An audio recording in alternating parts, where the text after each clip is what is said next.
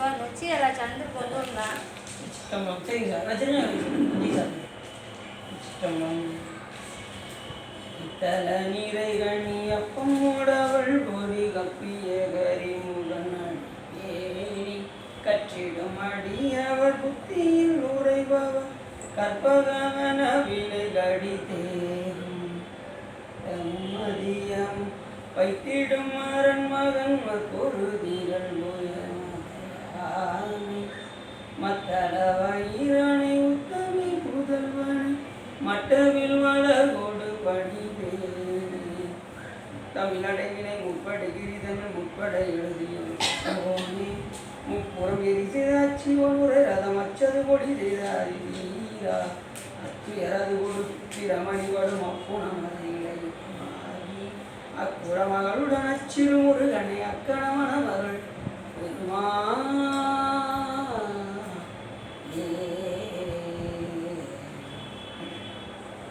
எந்தாயன கருள் தந்தையும் நீ சிந்தாகுலமானவை தீர்த்தனையாள் கந்தா கதிரேலவரே உமையாள் மைந்தா குமரா மறைநாயகனே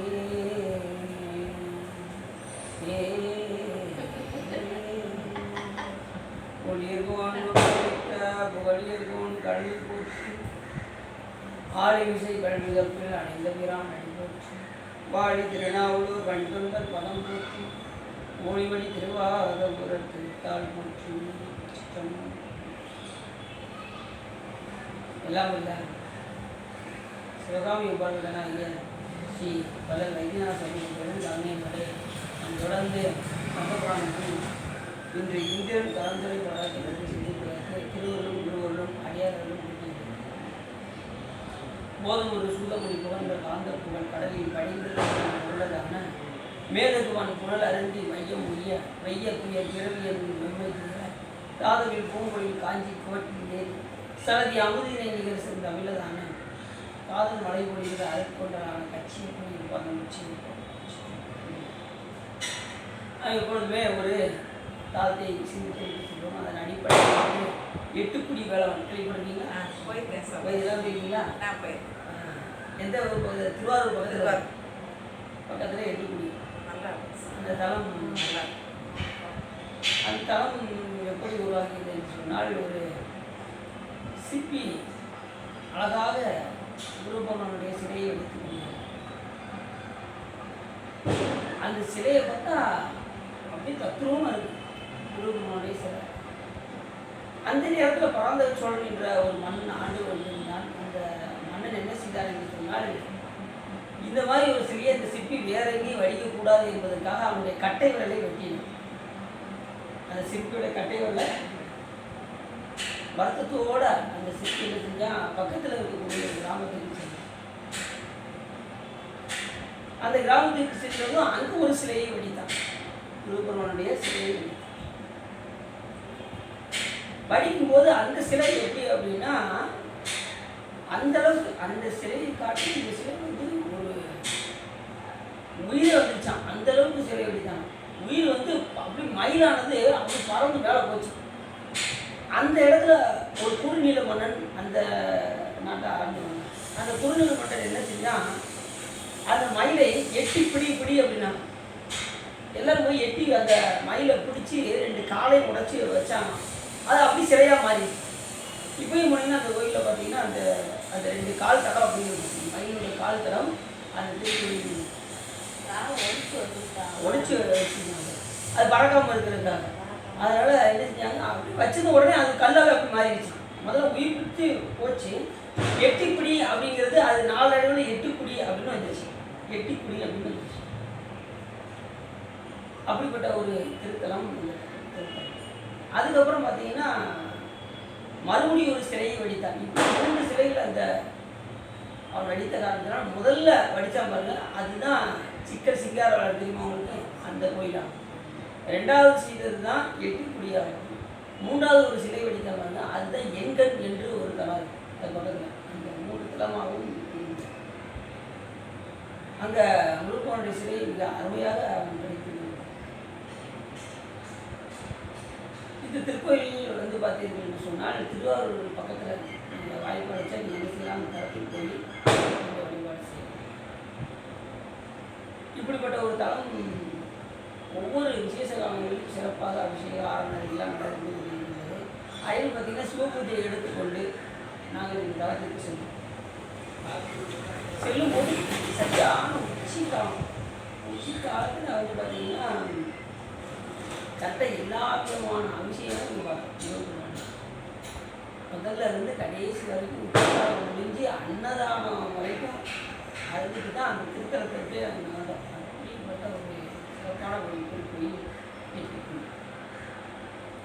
நிறைய அந்த பாட்டெல்லாம் பாடிப்பாங்க. எட்டுக்குடி வேளவன் அப்படின்னு கூட நிறைய பாடல்கள்லாம் பாடிப்பாங்க. ரெண்டாவது இந்த சிலை எப்படி இருக்குமா, நீங்கள் முருகப்பெருமான குழந்தைய பார்த்தீங்கன்னா குழந்தைய தெரிவாங்க, இளைஞரை பார்த்தா இளைஞரை தெரிவாங்க, முதியவரை பார்த்தா முதியவரை தெரிவாங்க. ஆனால் பெரும்பாலான பேருக்கு எப்படி தெரியுது அப்படின்னா முதியவராக தெரியலாம். சாமி எப்படியோ குழந்தை, முருகப்பெருமான் குழந்தை தானே, சிவபெருமான குழந்தைய பார்த்தா முருகப்பெருமான். ஆனால் இந்த தளத்தில் பார்த்தா அதிக பேருக்கு முதியவராக தெரிஞ்சிருக்கு, பாதி பேருக்கு குழந்தையா தெரிஞ்சிருக்கு, பாதி பேருக்கு இளைஞராக தெரிஞ்சிருக்கு. நீ எந்த உருவத்தோடு பார்க்கிறீர்களோ அந்த உருவத்தோடு அங்கே முருகப்பெருமான் அங்கே காட்சி. அப்படிப்பட்ட ஒரு திருத்தலம் அந்த திருத்தலத்தில் மிக விஷாகம் போன்ற பல காட்சி போன்ற விழாக்கள் எல்லாம் மிகச் சிறப்பாக நடைபெறுகிறது. வாய்ப்படைத்தால் நாம் என்ன செய்யலாம், அந்த திருத்தலத்துக்கு போய் சென்று நாம் வழிபாடு செய்யலாம். சரி, இன்றைக்கி நம்ம வந்து புராணத்துக்கு போயிருக்கோம். இந்திரன் கடந்துரை படம். வில்வலன் வாதாபி என்ற இருவரும் மற்ற அரசர்களும் சொல்வதற்கரிய பெருமையுடைய முனிவர்களையும் தேவர்களையும் நிகரில்லாத மாண்டர்களையும் வருத்த மாயையின் அன்புக்குரிய மகனான சூர்பத்மன் அரசாண்டு கொண்டிருந்தார். அவர் ரெண்டு பேரும் வந்து என்ன செஞ்சாங்க, இப்படி முனிவர்களெல்லாம் ஒரு வழி பண்ணிட்டு இருந்தாங்க, வில்வலனும் வாதாபியும். இவர் என்ன பண்ணார், அந்த அப்படிப்பட்ட நிலையில் சூர்பத்மன் அரசாண்டு கொண்டிருந்தார். மிகவும் உயர்ந்த இந்திரஜாலம் என்ற தேர் மீது ஏறி 1008 என்ற அண்டங்களில் எங்கும் விரைந்து போய் நாள்தோறும் அரசாட்சி செய்து கொண்டிருந்தார். நாள்தோறும் அவர் என்ன செய்வார், அந்த 1008 அண்டங்களையும் 108 யுகங்களாக அரசாண்டு கொண்டே இருந்தார். இப்போ இவனுக்கு பொழுது போகணும்ல, யாருக்கு, சூரபத்மனுக்கு பொழுது போகணும். இந்த பொழுது ஒரு நேரத்தில் இவர் என்ன செய்கிறாராம், ஒரு நாள் பாதாள உலகத்தில் இருப்பான், ஒரு நாள் பாதாள உலகத்துக்கு அடியில் கீழே உள்ள உலகத்துக்கு போவான். மற்ற நாளில் திக்குகள் தோறும் உலாவிக் கொண்டிருப்பாங்க. அட்ட திக்குலையும் எத்தனை திக்கு இருக்கு, திசைக்கு எத்தனை, 8 திசை. இவர் உலகத்தை வசித்தார் அப்படின்னா சுற்றி போனாலும் அந்த 8 திசையை தவிர வேறு திசை கிடையாது. அந்த 8 திசைக்கு தான் அவர் என்ன செய்யணும், சுற்றி போயாகணும். இப்போ நாம் வீட்டுக்குள்ளே இருந்தால் எவ்வளோ தூரம் போக முடியும்,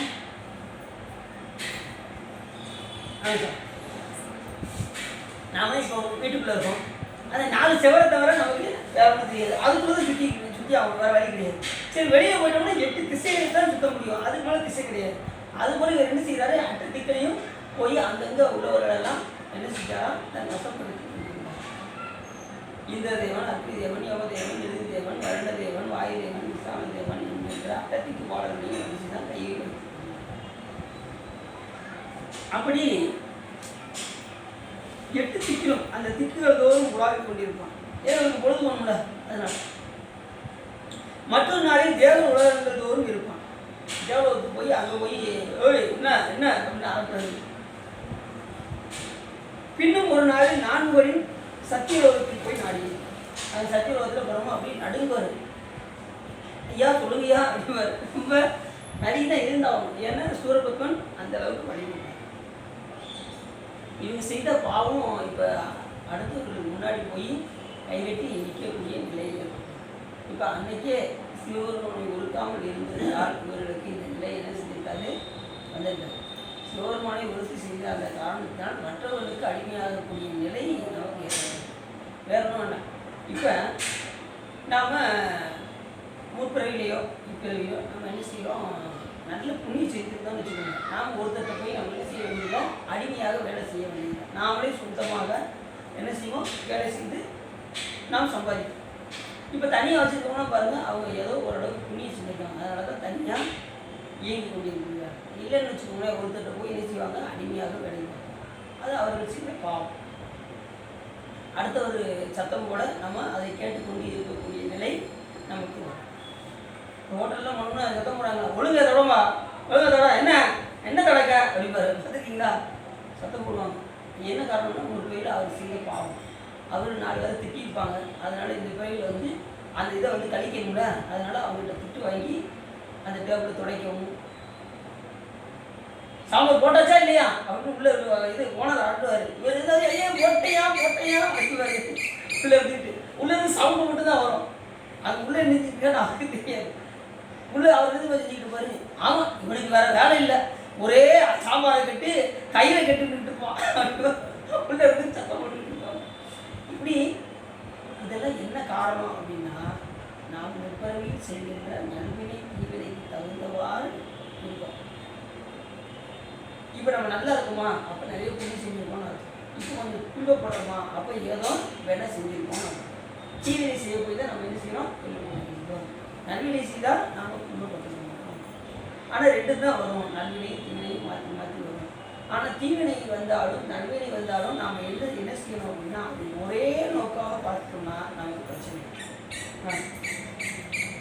அதை எப்படி பார்க்கணும்? நல்லது தான், அதாவது இது ரொம்ப சந்தோஷப்படக்கூடாது, தீவினை வந்தாலும் ரொம்ப துயரப்படக்கூடாது. அவ்வளோதான். இதை வந்து நம்ம ஒரே நோக்கோடு நாம் என்ன செய்யணும் பார்த்துக்கணும். அவ்வளோதான்.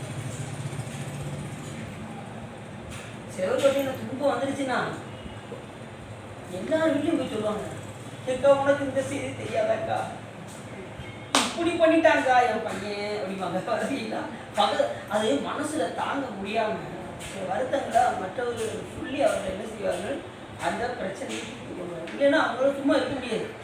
எந்த ஒரு துன்பத்தையும் தானே வச்சுக்கிட்டு இருந்தான்னு சொன்னால் அவங்களுக்கு ஏதாவது நோய் வந்துடும். அதனால் என்ன செய்வாங்க, ஒவ்வொருத்தரையாக கூப்பிட்டு என் பையன் இப்படி போயிட்டான், என் மகா அப்படி பண்ணிட்டான், அப்புறம் என் வீட்டுக்காரர் இப்படி பண்ணிட்டாரு அப்படின்னு சொல்லி எல்லாத்தையும் என்ன செய்வாங்க, பக்கத்தில் இருக்கிறாங்கன்னா போய் சொல்லி மனதில் இருக்கக்கூடியது பூரா கொண்டு போய் கொட்டிடுவாங்க. கொட்டி அவங்களோட மனசை ஆக்கிடுவாங்க.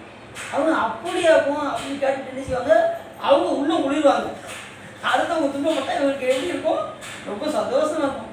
அப்படியாகும் இவங்களுக்கு முன்னாடி ஆக்ஷனை கொடுத்துட்டு அங்கிட்டு போய் உனக்கு வேணும், நீ என்ன வளர்த்து வந்த அப்படின்னு அங்கிட்டு போய் என்ன செய்வாங்க, அது அவங்கள பற்றி குறை கொள்வாங்க. சரி, இப்படின்னா இதெல்லாம் என்ன காரணம் அப்படின்னா, நாம் செய்கின்ற நல்வினை தீவினை தகுந்தவாறு நம்மளுடைய வாழ்க்கை அமையும். சூரபத்மன் வேறொரு நாளில் குளிர்ந்து துளசி மாலையை அணிந்த திருமாலினது பழைய கோயில் இருப்பார். பழைய கோயில் இது வைகுண்டம். நாள்தோறும் இங்கனம் அளவில்லாத உலகங்களுக்கெல்லாம் போய் மாலை நேரத்தில் விரைந்து தனது வீர மகேந்திரபுரத்துக்கு வந்து திரும்புவோம். காலையில் பூரா எங்கே பாதாள உலகத்துக்கு போவதும், பிரம்மலோகத்துக்கு போவதும், வைகுண்டத்துக்கு போவதும், இப்படி ஒவ்வொரு இடத்துலையும் போய் அட்டத்துக்குலையும் போயிட்டு கடைசி சாயங்காலம் மாலையானதும் எங்கே வந்துடுவார், அவருடைய உலகமாகிய அவருடைய இருப்பிடமாகி வீர மகேந்திரபுரத்துக்கு வந்து எங்கே போனாலும் எங்கே வரணும், சுற்றி இங்கே தான் வந்தோம், வழி கிடையாது. நடுக்கடலில் பறவை இருக்குது, அது சுற்றி சுற்றி பறந்தாலும் எங்கே வரும், கடைசி எங்கே வரும், அந்த கப்பல் தான் வந்தவங்க. ஏன்னா வேறு யாரும் இருப்பிடம் கிடையாது. சுற்றி நடுக்கடலில் என்ன இருக்கும், எங்கே போய் அது தங்கு சொல்லுங்க பார்ப்போம். அங்கங்கே எவ்வளோ தூரம் எடுக்கிற வரைக்கும் அது பறக்கும். அதுக்கப்புறம் மறுபடியும் எங்கடா போய் உட்காரணும், மறுபடியும் அந்த கப்பல் நீ தான் வரும், நீ போக முடியாது. அதுபோல் இவர் எங்கே போனாலும் சுற்றி சுற்றி இவருக்கு அந்த 1008 அண்டங்கள் தான். அதுக்கு மேலே இவருக்கு ஆளக்கூடிய தகுதி இவருக்கு கிடையாது.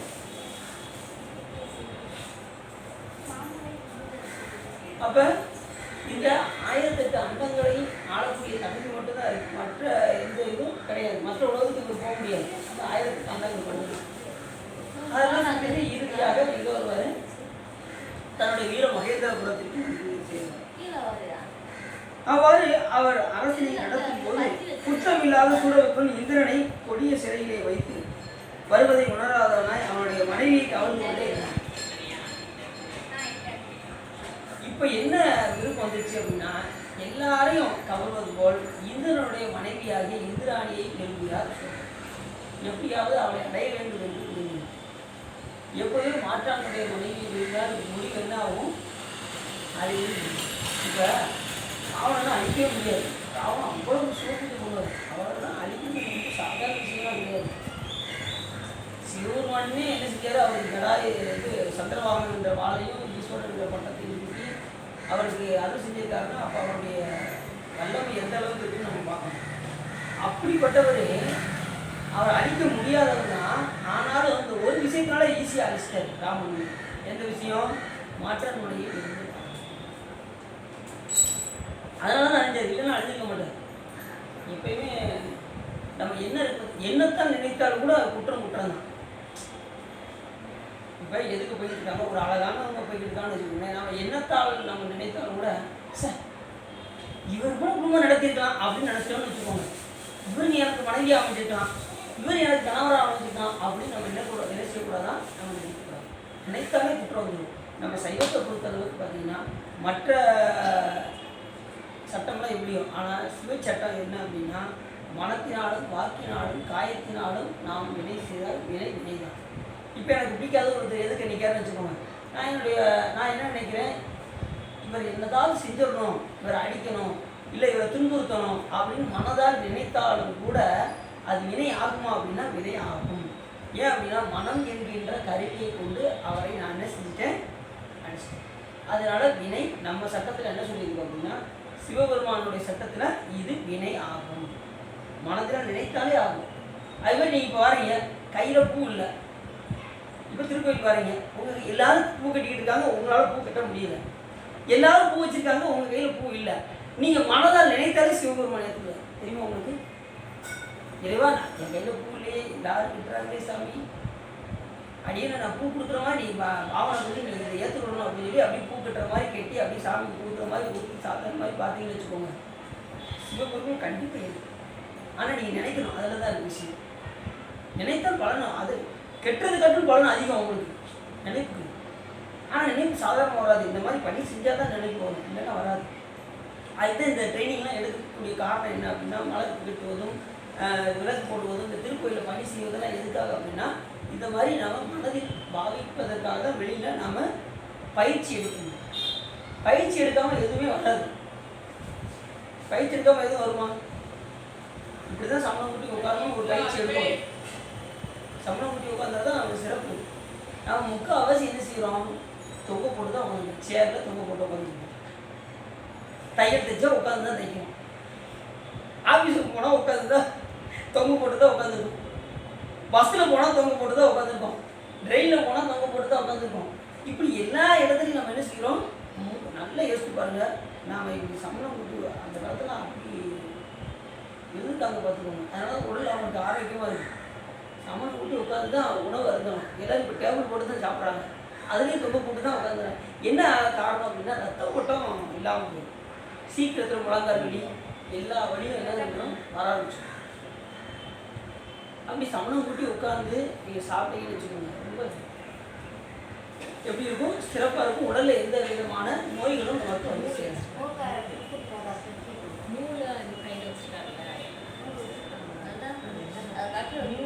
அப்படி நாம் என்ன செய்யக்கூடாது, மனதால் கூட பிறரை நாம் தீண்டக்கூடாது. தீண்டுனா என்ன ஆகும், அதுக்குரிய வினைகள் கண்டிப்பாக. அது எது விதமான ஆச்சரியம், மனத்தினாலும் வாக்காலும், அதாவது திட்டாலும் வினையாகும். இப்போ ஒருத்தர் அவர் மனம் வரும்படி நம்ம திட்டணும்னு வச்சுக்கோங்க, அது வினையாகணும்னு பார்ப்போம். அப்புறம் காயமாக்கி உடம்பால் கொண்டு அடித்தாலும் என்ன ஆகும், இந்த வினைகள் அடப்பாங்க. அது வேணாம். இப்படி மனைவி இந்திரனுடைய மனைவியை கவர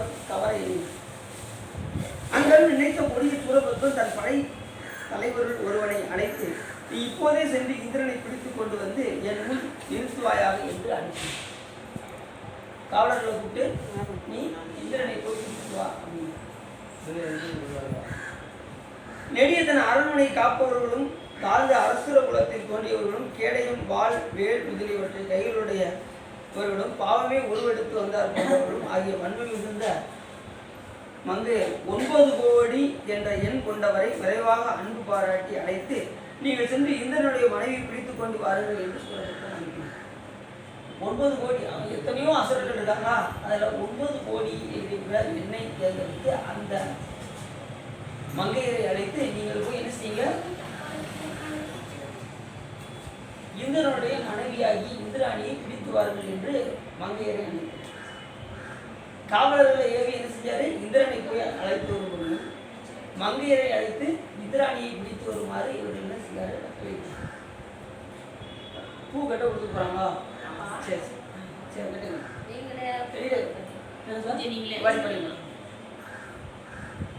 நமக்கு யார காரணம் சரி என்ன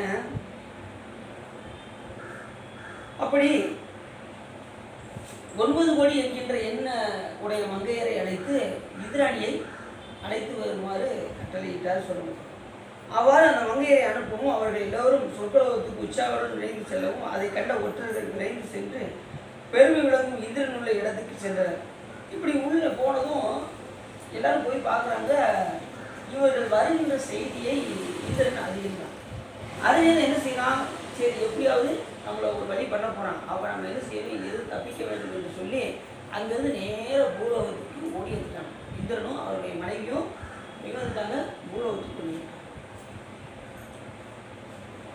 இந்திரனும் அவருடைய மனைவியும் இந்த மண்ணுலகத்துக்கு வந்தபோது வடிய கொடிய சூரபத்மன் ஏவியதாக சென்ற பெண்களும் நிகரில்லாத வீரர்களும் தேவருக்கு அரசனான இந்திரன் இருக்கின்ற அமராவதி நகரத்தை அடைந்து அந்த புறம் முதலான இடங்கள் தோறும் இந்திரனையும் அவருடைய மனைவியும் தேடத் தொடங்கினார். அது சொர்க்கலோகத்துக்கு போய், அது பொன்னுலகம்வாங்க, எந்த உலகத்தை, சொர்க்கலோகத்தை, அதை ஆளக்கூடியவர் தான் இந்திரன். அவரையும் ஒரு மனைவி தேடுதல்னு கேட்குறாங்க. அந்த புறத்துக்கு போய் பார்க்குறாங்க, எல்லா இடத்துலையும் போய் பார்க்குறாங்க, அவர் பார்க்க முடியும். ஏன்னா அவங்க எங்கே வந்துட்டாங்க, மண்ணுலகத்துக்கு வந்தாங்க. பொன்னுலகத்தை விட்டுட்டு கீழே மண்ணுலகத்துக்கு. மண்ணுலகத்தில் வந்து இங்கே வந்து என்ன செய்கிறாங்க அப்படின்னா, அடுத்து பிறகு சொல்கிறாரு, போர் மேற்கொண்டு சென்ற வீரர்களும் எல்லோரும் 100 வேள்விக்கு தலைவனான இந்திரனை தேடியும் காணாதவராயினர். அவருடன் சென்ற அரச மங்கையை யாவரும் இந்திரன் மனைவியை காணாதவராய் அறிவு இழந்து தன் மனத்துக்கு தோன்றிய துன்பம் பெருக வீட்டிருந்தார். ஏன்னா இப்போ சூரபத்மன் கேட்டால் என்ன சொல்வது அப்படின்னு இவங்க என்ன செய்கிறாங்க, ரொம்ப திகைக்கிறார். சத்தம் விடுவோம்னா சத்தம் விட மாட்டாங்க, இல்லைன்னு சொல்லி போய் சொன்னோம்னா என்ன செய்வார், கண்டிப்பாக சத்தம் விடுவார். அதனால் வருத்தத்தோடு இருக்கிறார்கள் ஒற்றர்களும் இந்த தேவ மங்கை.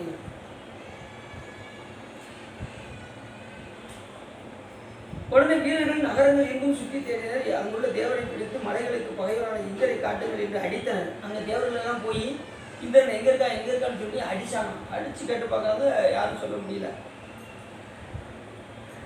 இந்திராணி எங்கு இருக்கிறார் என்று வினவி ரத்தம் வடிக்குமாறு தேவ மங்கையரில் வாய்தோறும் குத்தினார்கள். மங்கையரை தேடி வந்த மங்கையரை வாயில குத்தி ஒழுங்க சொல்றியா சொல்லலையா அப்படின்னு சொல்லி குத்தி ரத்தம் வடிதான். அப்படின்னு அவள் என்ன செய்ய மாட்டேங்கலாம், சொல்ல மாட்டேங்கிறான். இப்போதான் வந்தேன் அப்படிங்கிறீங்களா? சரி, தேவர்கள் எல்லோரும் மன்னனும் அரசியும் போன இடத்தை நாங்கள் அறிய மாட்டோம், எங்களை நடுங்குமாறு வருந்தாது, மிகவும் வருந்துகின்றோம் என்று இறக்க உண்டாகுமாறு உள்ளம் கலந்து சொன்னாங்க. ஒருத்தர்கிட்ட போய் என்ன செய்யறாங்க, கையேந்தி இருக்க வேண்டிய நிலை இவர்கள் யார்கள், தேவர்கள். அடுத்தவங்க போய் எது செஞ்சாதீங்க அப்படின்னு போய் தாங்கக்கூடிய நிலை தேவர்கள். தேவர்கள் நல்லவர்களா கெட்டவர்களா? தேவர்கள் நல்லவர்கள். தேவர்கள் நல்லவர்களா?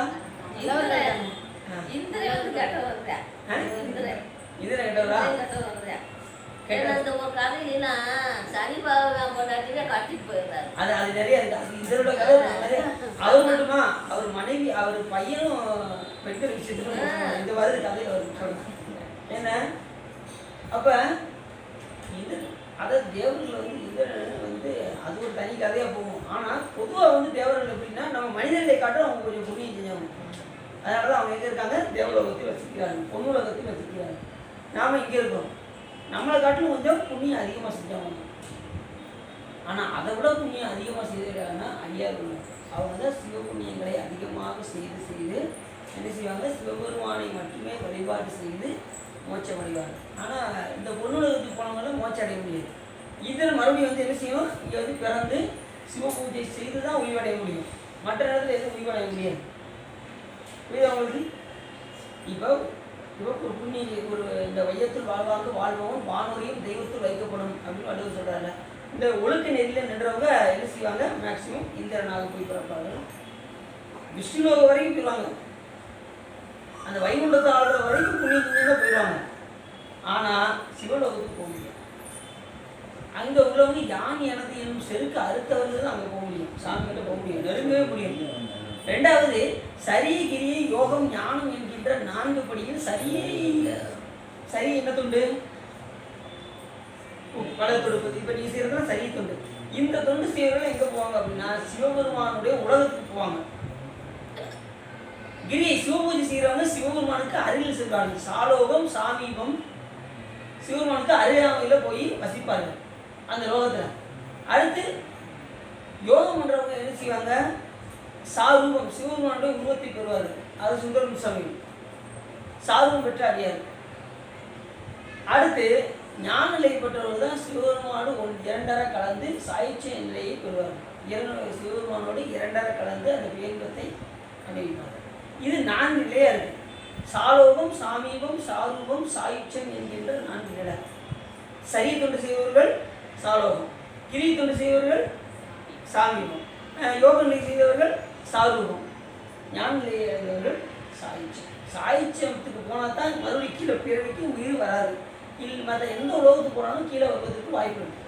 இப்போ சுந்தரம் சாமி வந்தார்ல, சாரூபம் பெற்றவர் தான். ஆனாலும் சாமி நினைச்சாருன்னா இந்த நேரத்தில் இந்த உயிரை போய் அனுப்பணும் அப்படின்னு முடிவு பண்ணிட்டாருன்னா இங்கே வந்தாலும். ஆனால் சிவன் எல்லாத்துக்கும் ஒரு கணக்கு வச்சுருப்பாரு. எதை எங்கே போட்டு தூண்டியில் பிடிக்கணுமோ அவர் சாமி கரெக்டாக. இப்போ அருளாளருக்கு தேவை அப்படின்னா சாமி என்ன பண்ணுவார், அந்த சாரூபம் பெற்ற அடியார்களை தான் என்ன செய்வார், சாமி இந்த பூலோகத்தில் வரவழைத்து நமக்கு நல்ல வழியை சிவபெருமான் காட்டுவார். அப்படி தான் இருக்குது. ஞானசம்பந்த பெருமான் அப்படி தான் கந்தலோகத்தில் முருகப்பெருமானுடைய சாரூபம் பெற்ற அடியாராக இருந்து பூலோகத்தில் வந்து என்ன செய்தார், நமக்காக வந்து சைவத்தை நிலைநிறுத்தினார் ஞானசம்பந்தர். இப்படி இந்த மாதிரி தொண்டுகள் செய்தாலும் நாம் என்ன செய்ய முடியும், அந்தந்த உலகத்துக்கு போவோம். நாம் போகக்கூடிய உலகம் பொன்னுலகம் கிடையாது, நாம் போகக்கூடிய உலகம் சிவலோகம். நாம் போகக்கூடிய உலகம்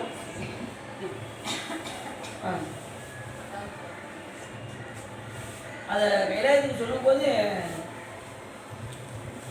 சிறப்பாக சொல்லுவார் நம்ம யாரு சுந்தரம்.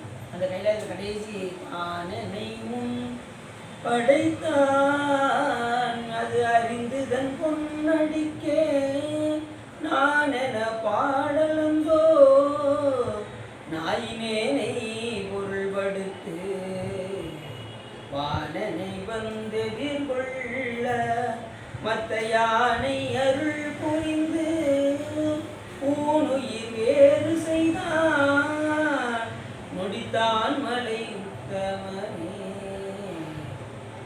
அப்படியே அந்த இந்த உலகத்துக்கு போறாரு, உலகமாகிய கைலாயம். அங்கே எத்தனையோ அந்த வேத கீதங்கள்லாம் ஒலிக்கின்ற சத்தம்லாம் சுந்தரம் சாமி இருக்கிறது.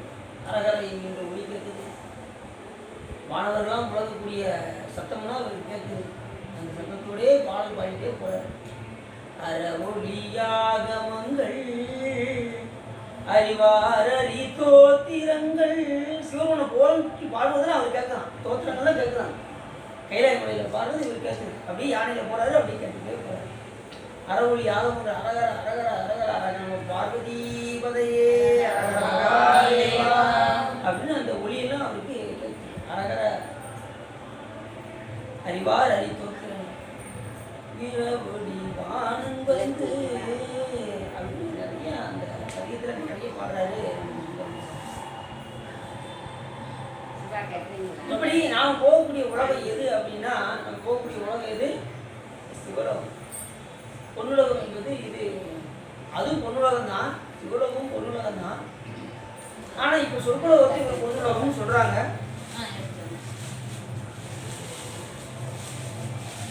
அங்கே பார்த்தீங்கன்னா பொண்ணுலே 6 ஓடுமா, தங்கத்திலே 6 ஓடுமா. எங்க கைலாயத்தில் சிவலோகத்தில் பொண்ணால் 6 ஓடுமா. இங்கே நம்ம தண்ணியில தானே 6 பார்க்கோம், அங்கே தங்கத்திலே ஓடும். சாமி வச்சாலே என்ன, ஒரு பாண்டிய மன்னருக்காக சாமி என்ன செஞ்சாரு, சிவலோகத்தையும் மதுரைக்கு வரவழைத்து காமிச்சாங்க. பரமண பாண்டிய மன்னனுக்கு சிவலோகம் காட்டிய படத்தை நம்ம பார்த்துருக்கோம்.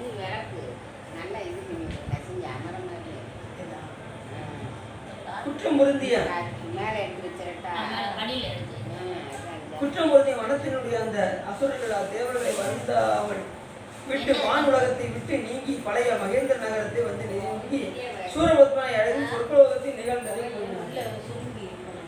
நேர சூரபத்மன் வந்தாங்க, வந்து நடந்த விஷயத்தெல்லாம் கூறினாங்க. அவங்க எங்கே இருக்காங்கன்னே தெரியல. அவங்களையும் அடிச்சு கேட்டு பார்த்தோம், அவர்கள் ஒன்றும் பதில் சொல்லவில்லை. ஆகையினாலே அவர்கள் அங்கே இல்லை என்று சூரபத்மனிடம் கூறினார்.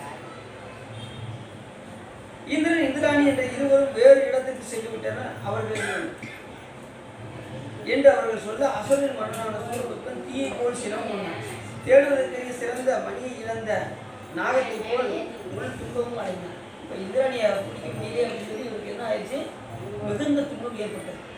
யாருக்கு? சூரபத்மன். அவருக்கு ஒரே எண்ணம் பூரா இந்திராணி மேலே தான் இருக்கு.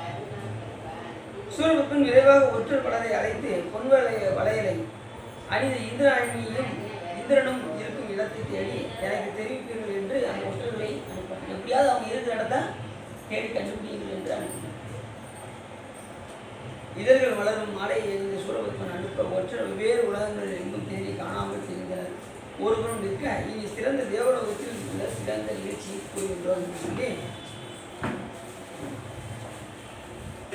அந்த தேவலோகத்தில் என்ன நடந்துச்சு அப்படின்னா, மேக ஊதியுடைய இந்திரன் மனைவியும் தானுமாக நீங்கி செல்ல நிகரில்லாத அந்த சொற்கலோகம் முழுவதும் சொல்வதற்கரிய வானத்தில் பொழிந்து தோன்றிய சந்திரனும் விண்மீனும் மறைந்த ராக்களம் போன்று யாதொரு சிறப்பும் இல்லாமல் இழிவாகி இருந்தது.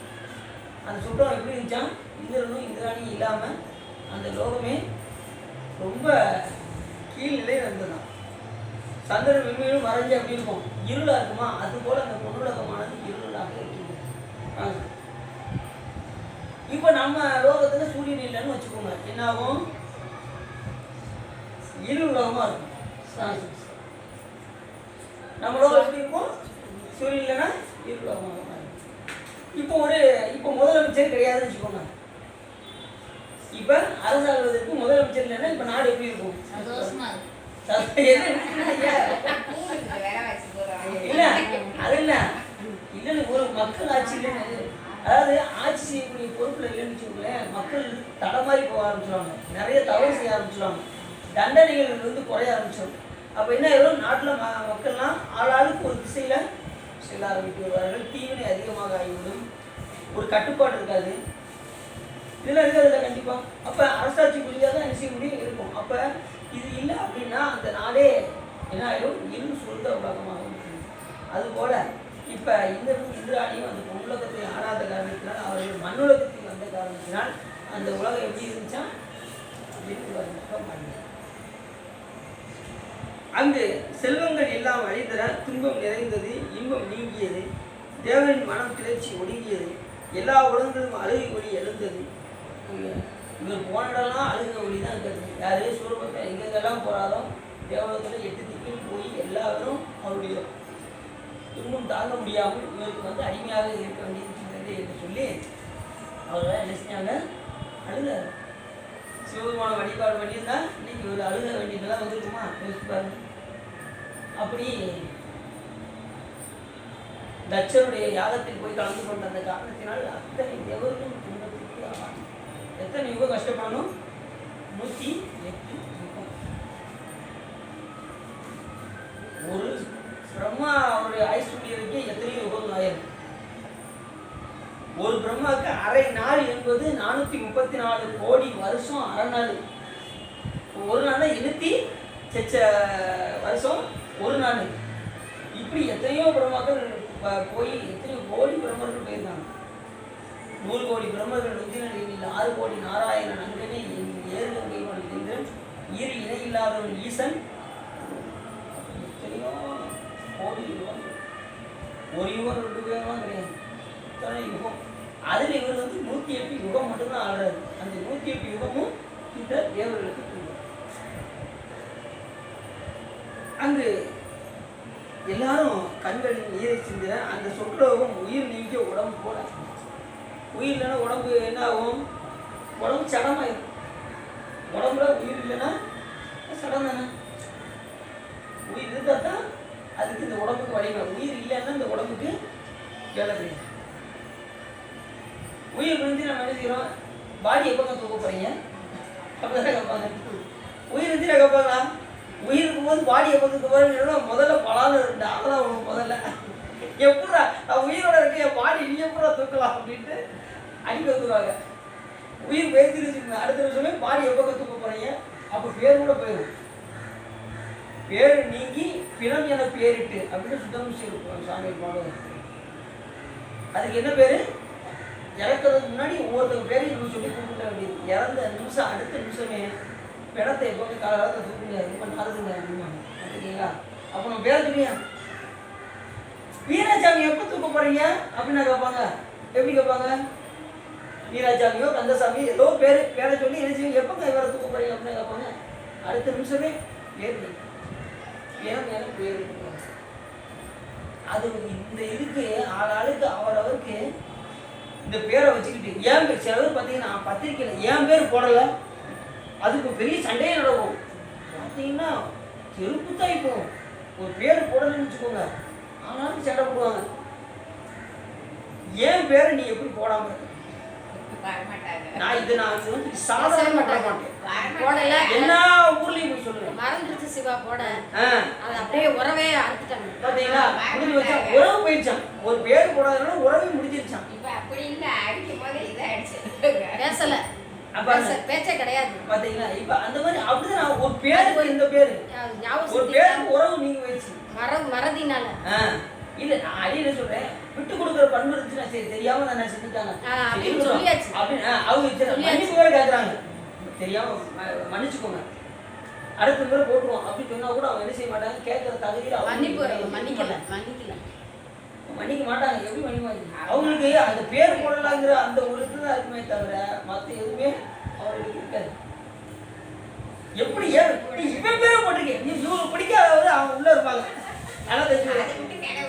இவருக்கு பிடிக்காதால அவர் இருப்பாரு, அவர் பேர் வந்துருக்கும். உடனே இவருக்கு என்ன ஆகும், கோபம் பயங்கரமா வந்துடும். இவன் பேரை போட்டிருக்க, என் பேர் உனக்கு எப்படி மழகும்? எத்தனை வருஷம் நம்ம பழகிட்டு இருக்கோம். நீ உறவே வேண்டாம் போ விடு அப்படின்னு கட்டாயிரும். உறவு கேட்கும்.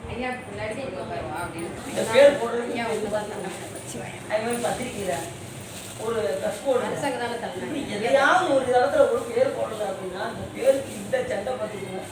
கடைசி பேர் போயிடுச்சுன்னா பிறமும் என்கின்றது அறிந்தார்கள். அது இது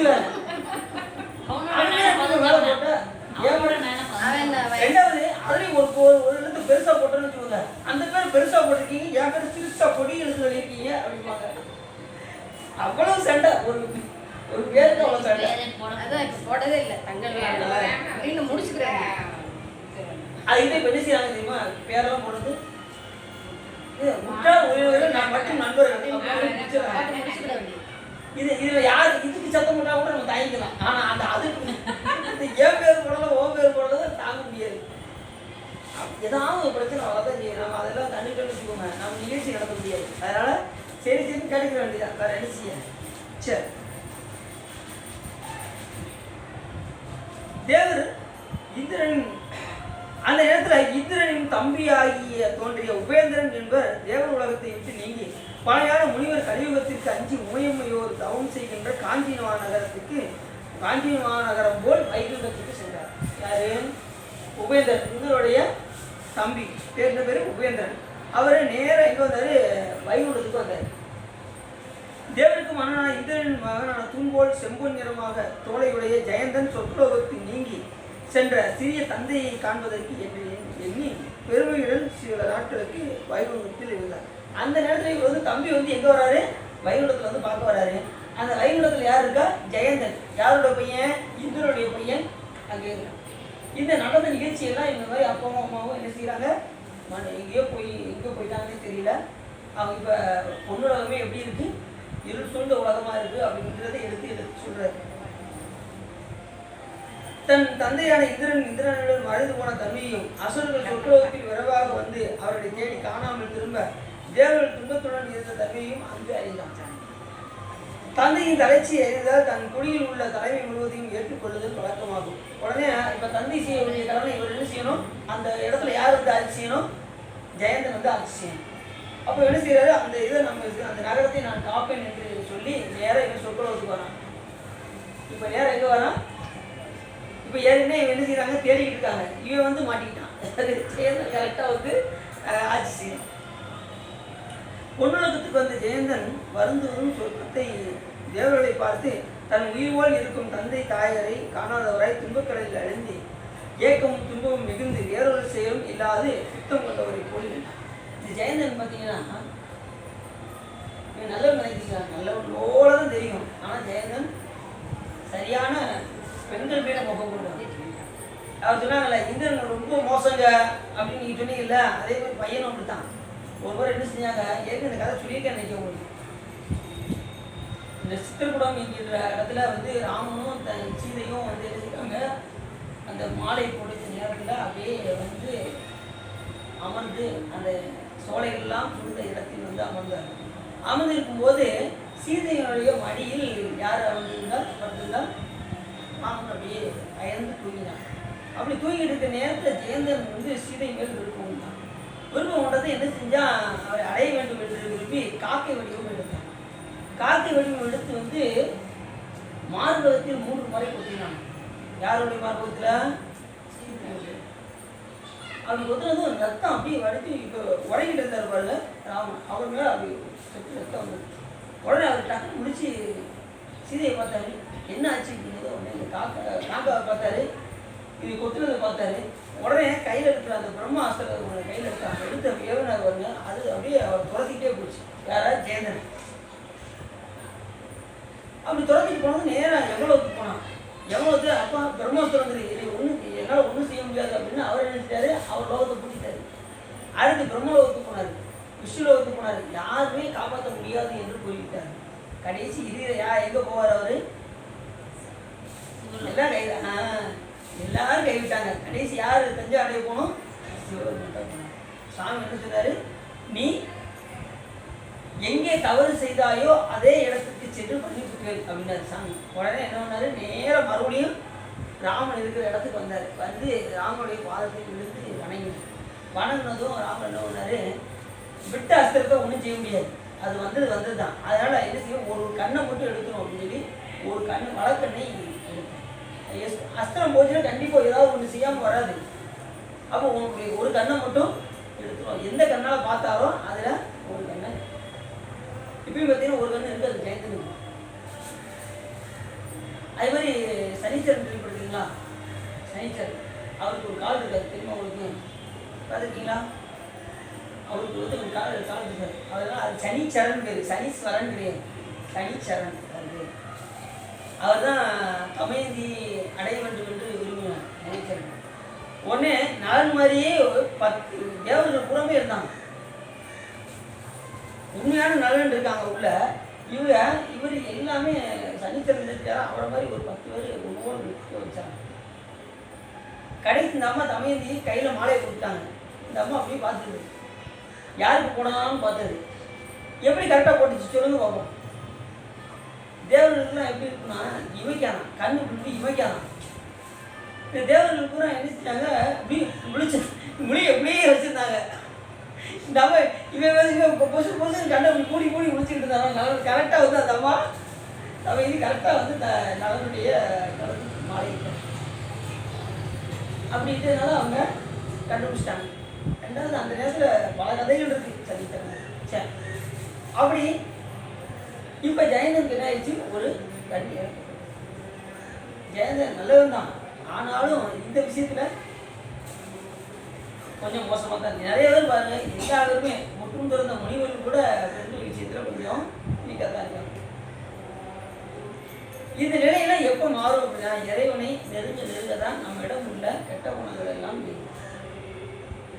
காமம், கோபம், மதம், ஆச்சரியம், களவு, கொலை இதெல்லாம் எப்போ நீங்கும் அப்படின்னா, இறைவனிடம் என் மலர் கொண்டு அர்ச்சித்தான். சிவபெருமான எத்தனை மலர் கொண்டு அர்ச்சிக்கணும்? 8 மலர்கள். 8 மலர் நம்முடைய 8 கெட்ட குணங்களையும் நீங்குமாறு நாம் என்ன செய்யணும், இறைவனை அர்ச்சிக்க வேண்டும். பாதிரி, அலரி, இப்போ நீங்கள் கேட்டீங்க பார்த்தீங்கன்னா அலரி, மல்லிகை, இது என்ன பூ? முல்லை. முல்லை முல்லை முல்லை அது மாதிரி வெண்மலர்கள் எல்லாமே சிவபெருமான் சாப்பிடலாம். வெண்மலர்கள், வெள்ளையான மலர்கள் முழுவதும் சுவாமிக்கு ரொம்ப உகந்தது. வெண்மலர்கள் எந்த மலர் செஞ்சாலும் ஒரே மலராக சாப்பிட்டா உத்தமம். இப்போ வெள்ளைன்னா வெள்ளையாக சாப்பிடும். அதில் வந்து வெள்ளை மலர் வந்து உத்தம மலர்.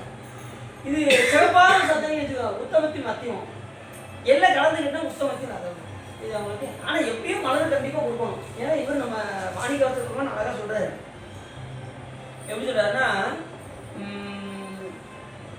இவர் அடிநாதர் சொல்றாரு, உனை தினம் தொழுத்திலன் உனது இயல்பினை உரைத்திலன் பல மலர் கொண்டு உனது அடியினை உறப்பணிந்திறன். பல மலர்கள் கொண்டு எத்தனையோ மலர்கள். மலர்கள் சொல்லும்போது என்ன சொன்னாரு? பல மலர் அப்படின்னாரு. ஆனால் இலைக்கு சொல்லும்போது என்ன சொன்னாரு? யாவருக்குமா இறைவருக்கு ஒரு பச்சிலை அப்படின்னாரு. ஒரு இலையை பறிச்சு வச்சாலே சிவபெருமான் அடிச்சுக்கலாம். இப்போ நீங்கள் நெச்சியில் எவ்வளோ உணர்ந்தீங்க? ஒரு நொச்சி இலைக்கு எல்லை இல்லாத புண்ணியம். அது ஒரு விபத்து சேர்ந்தது தான் நொச்சி இலையும்.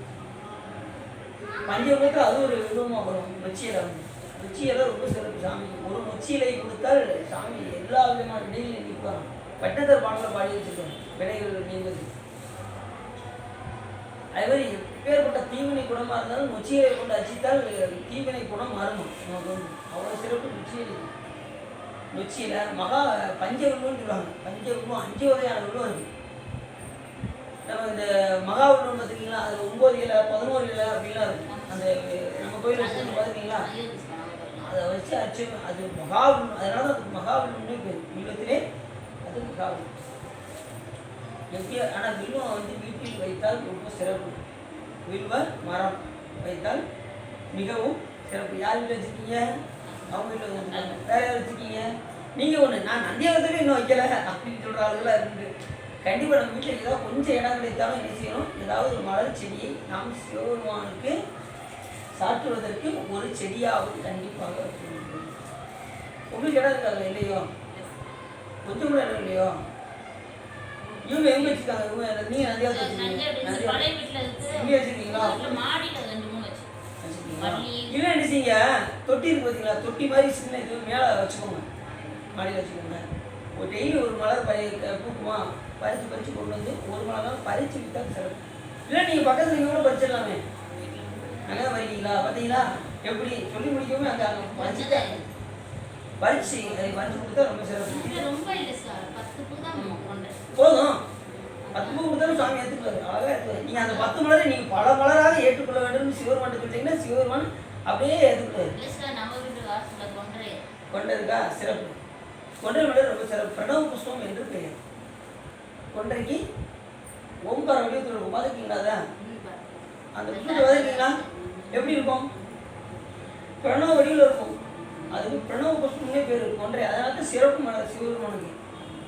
கொன்றை மாலை முடிவை அணிந்து என் உளவே புகுந்து அதனால் சொல்றாருல, ஆசிரியர் நல்ல நல்ல அவை நல்ல நல்ல அடியாரவருக்கு மிகவே. அதே மாதிரி கோவில மத்தம் அப்படி. கோவிலம்னா என்ன அர்த்தம்? திருமுறையில் கோவிலம் சொல்லப்பட்டிருக்கு. கோவிலம் அன்னி கொன்றை மாலை அதில் கூட சொல்லியிருப்பாங்க. மங்கை கரசி பாடலில் கூட கோவில மாலைன்னு கூட பாடியிருப்பாங்க. நான் சொல்லியிருக்கேன். கோவிலம்னா என்ன அர்த்தம்? இப்போ நல்லா திருமுறையில் வில்வம்னு சொல்லப்படலை. திருமுறை எந்த இடத்துல வில்வம் சொல்லியிருக்கா? கொன்றை சொல்லியிருக்கு, வில்வம் சொல்லியிருக்காது. ஆனால் வில்வத்துக்கு வேற பேர் கோவிலம் அப்படின்னு பேர். இருந்துச்சா உங்களுக்கு? கோவிலம்னா வில்வம், வில்வம் தான் கோவிலம். கோவிலம் வருதா? சரி. இன்னைக்கு தான் தெரியுது. அது எது நம்ம 4 இடத்துல தெரிஞ்சுக்கிட்டா தான் நம்ம கற்றுக்கணும். கோவிலன்னா கோவில மாலை அப்படின்னு கூட பாடல் வரும். கோவில மத்தம் அப்படின்னு கூட ஒரு பாடல் வரும். மத்தம்னா என்ன பண்ணுறது? ஊமத்தம் பூ கேள்விப்பட்டீங்களா? ஊமத்தம் பூ எங்கே இருக்கும்? பெரும்பாலும் கம்மாக்கரையில் அதிகமாக இருக்கும். பார்த்துருக்கீங்களா? அதை கூட சிவபெருமான் ஏற்றுக்கிறாரு. நீ கம்மாவை பறிச்சு கொடுத்தா கூட நான் ஏற்றுக்கிறேன்டா அப்படிங்கிறாரு சாமி. ஒரு கருணையமாக கிடைப்பாங்க அப்படின்னு கூட சாமி ஏற்றுக்கிறாரு. ஊமத்தம் போயா வைக்கலாம். கொண்டு வந்து தண்ணியில் நினச்சி நம்ம தூய்மையுடையதாக சாப்பிடணும். அவ்வளோ தண்ணியில் நினச்சி மந்திரம் சாப்பிடணும். மத்த மதியம் வைத்திடுமாறன் மகன் மற்பொரு தீரல் பூயம் யானை பாடுறல. யார் பாடுறா? அரண் பாடுறாரு.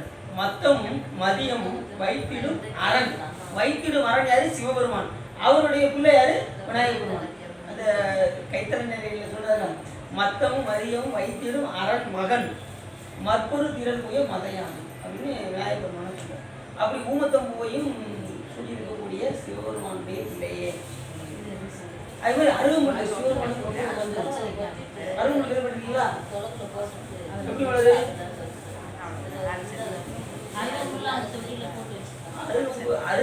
அருகெடுப்பா அயரும் அறியும் அன்றி மற்றும் நறுமொரு தேவர் கணங்கள் எல்லாம் நம்மில் பின்பற்றத்தை எடுக்க விட்டோம் அப்படின்னு கூட வந்து அந்த மாணிக்காசத்துமான அருகு அவ்வளோ சிறப்பு. சரி, இன்னும் 10 நிமிஷத்தில் முடிக்கணும். கொஞ்சம் வேகமாகவே போயிடும். ஒன்று தொட்டோம்னா அப்படியே போய்கிட்டே இருக்கும். சரி, அகரம் இருந்த இந்திரனின் மகனான ஜெயந்தனுடைய மனத்தை தெளிவிக்க எண்ணி நாரதன் என்று பெயர் கொண்ட சிறப்புமிக்க நல்ல தவத்தையுடைய முனிவர் வர ஜெயந்தன் அச்சத்துடன் எழுந்து தொழுது அவரை கைதொழுது இங்கு இருப்பீராக என்று அமர வைத்தார் நாரதர். நாரதர் வந்து பார்த்தீங்கன்னா ஒரு முறை ஒரு மன்னருக்கு வந்து ஒரு மன்னர் வந்து பார்க்க வந்தார் நாரதன். அப்படி வரும்போது உனக்கு ஏதாவது நன்மை கேளுப்பா நான் தாரேன் அப்படின்னு நாரதர் கேட்டார்.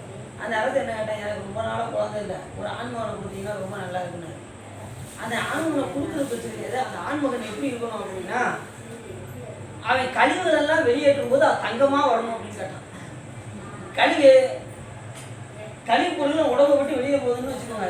இப்போ உதாரணத்துக்கு கழிவு எதெல்லாம் வெளியே போவோம்? காலை கடனை எழுதும் போது போகுமா, அது கூட தங்கமாக வரும். உடம்புல வேர்வை வந்தால் கூட என்ன ஆகும்? தங்கமாக வரும். அப்படி ஒரு வரதை கேட்டால் நாரத மாமன் கொடுத்து என்ன செஞ்சாரு, அந்த அரண்மனையை ஃபுல்லாக பொண்ணால் கட்டி, ஏன்னா வரது போல் தங்கமாக இருந்தால் எப்படி இருக்கும்? அரண்மனை முழுவதும் எல்லாம் தங்கத்தில் கட்டினாங்க. திருடர்களுக்கு இவங்க என்ன ஆயிடுச்சு, என்னென்னா பேராசை பெருநஷ்டம் சொல்கிறதுக்காக இருக்காங்க. இவருக்கு பேராசை ரொம்ப ஆயிடுச்சு. நல்ல நிறையா தங்கத்தை வாங்கிடலாம் நினச்சேன். வாங்கி இப்போ எல்லாமே கட்டினாரு. அதனால ஆபத்து இருக்குங்கிறத நம்ம மறந்துடக்கூடாது. தங்கம் நிறையா இருக்குன்னு வச்சுக்கோங்க, அதுக்கு பின்னாடி என்ன இருக்கும்? ஆபத்து நிறைய. உடனே 2 திருடர்கள் பார்த்தாங்க, எப்படியா இந்த பையன்கிட்ட இருந்து நிறைய தங்கமாக வருது, இவனை தூக்கிட வேண்டியதா அப்படின்னு என்ன செஞ்சாங்க, தூக்கிட்டாங்க. தூக்கிட்டு போய் என்ன செஞ்சாங்க, அவன் கழிவு வர்றதை கூட தங்கமாக இருந்துச்சா எடுத்து நிறையா வச்சுக்கிட்டாங்க. இப்போ இவன் வந்து பையனை காணும் அரசவையில் தேடிட்டு இருக்காங்க. தேடினதும் இவங்க என்ன நினைச்சாங்க, இவங்களுக்கு கொஞ்சம் பயம் வந்துச்சு. திருடர்கள் எப்படினாலும் நம்மளை தேடி காவலர்கள் வந்துடுவாங்க, அதுக்குள்ளே நம்ம என்ன செஞ்சுருவோம், இந்த பையனை கொண்டுட்டு இவன் உடம்புக்குள்ள உள்ள தங்கத்தை கூட நம்ம எடுத்துக்கிடுவோம் அப்படின்னு முடிவு பண்ணாங்க. இது அவங்களுக்கு அவர் எப்படி வர கொடுத்துருக்காரு, வெளியில் கழிவுகள் வந்தால் தான் தங்கம் வரும், இல்லைன்னா வராது. இவங்க என்ன பண்ணாங்க, இந்த மொத்த தங்கத்தை எடுத்துலான்னு பேராசைப்பட்டு அந்த பையனை வெட்டினாங்க. ரத்தமும் சதையும் தான் வந்துச்சு, தங்கம் வரல. அப்போ உடனே இப்போ இந்த பையனும் இறந்து போனான். நல்லா தெரிஞ்சுக்கணும். இப்போ பேராசைப்பட்டதுனால அரசர் என்ன ஆயிடுச்சு, பிள்ளை இறந்தார். இவர் என்ன ஆயிடுச்சு, இவங்க மறுபடியும் இந்த ஒற்றர்கள் வந்து இவங்களை வந்து பிடிச்சி மறுபடியும் இவருடைய உயிரானது தெரிஞ்சது. யாருக்கு? பேராசைப்பட்டதுனால திருடர்களும் அறிந்தார்கள், அவருக்கு ஏற்படக்கூடிய பிள்ளையும் அறிந்தது. பேராசை என்ன ஆயிடுச்சு, ஒரு நஷ்டமாக ஆகிடுச்சு. இப்போ நம்ம வேற ஒன்றும் இல்லை, இப்போ நகையெல்லாம் அணிஞ்சிட்டு போகிறோம். அணிஞ்சிட்டு போகும்போது நிறைய அணிஞ்சிட்டு போனோம்னு வச்சுக்கோங்க, மற்றவர்கள் இதாகவும் பொறாமையாகும். திருடர்கள் பூந்துருவாரு. ஏன்னா நம்ம அதுதான் நிறைய போட்டுட்டு போக முடியாது. இப்போ பொதுவாக வந்து பார்த்தீங்கன்னா அழகுடைய எந்த ஒரு பொருளாக இருந்தாலும் பின்னாடி என்ன இருக்குது, ஆபத்து என்பது அழகாக பெண்ணு இருந்தால் கூட பின்னாடி ஆபத்து நிறைய ஆகும். ரோஜா அழகாக தான் இருக்குது, ஆனால் பக்கத்தில் போனால் என்ன ஆகும், முள்ளு குத்தும். அழகுள்ள இடத்துலலாம் ஆபத்து அதிகமாகும். சரி,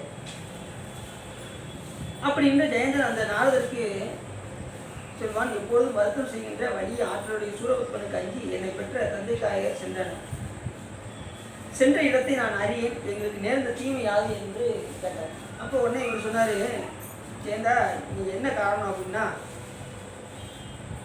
தீமையானது வந்து சேருவதும் நன்மை வந்து சேருவதும் அவரவர் தீவினை நல்வினையால் உண்டாகும். இப்போ உன்னுடைய தாயத்தேர் இங்கே விழுந்து நீங்கிட்டாருன்னா அவங்க செய்யக்கூடிய நன்மை தீவினைக்கு தகுந்தவாறு அமைகின்றது. அவ்வாறின்றி அவர் மற்றவர்களால் வருவதில்லை. அமுதம் நஞ்சு இரண்டிற்கு மிக்க சுவை வேறுபாட்டை தந்தவர் யாராவது உண்டா? அமுதத்திலையும் நஞ்சையும் சுவை யாராவது தந்தவர் உண்டா? யோசித்து பார்ப்பா அப்படின்னு. எல்லாம் அறிந்தவர் இன்பம் வந்தபோது நன்றி என்று மகிழ்ச்சி அடைய மாட்டார், துன்பம் வந்தபோது அதை விரைந்து நடுங்க மாட்டார். உண்மையானவர்கள் எப்படி இருப்பாங்க அப்படின்னா, இன்பம் வந்தால் ரொம்ப சந்தோஷப்பட மாட்டாங்க, துன்பம் வந்தால் ரொம்ப துயரப்பட மாட்டாங்க. அவங்க தான் உண்மையானவர். மற்றவர்கள்லாம் என்ன ஆகும் அப்படின்னா, அந்த வினைக்கு தகுந்தவாறு பிறவியை நாம் அடைய வேண்டும். இப்போ புண்ணியம் செஞ்சோம்னா கண்டிப்பாக அதை அணிவிப்பதற்கு நாம் ஒரு பிறவி எடுத்தாக வேண்டும். தீவினை செஞ்சால் அதை அணிவிப்பதற்கும் ஒரு பிறவி எடுத்தாக வேண்டும். இந்த ஒரு செயலுக்கு தான் நம்ம என்ன செய்யணும்? எல்லாம் சிவன் செயல் என் நெஞ்சமே அப்படிங்கிறாருல, எல்லாம் சிவபெருமான் செயல் நினச்சிட்டோம்னா நமக்கு இன்பமும் வராது துன்பமும் வராது. எல்லாம் நீ பார்த்துக்கோ சாமின்னு பொறுப்பை விட்டுட்டு நீங்கள் நிம்மதியாக இருக்கணும்.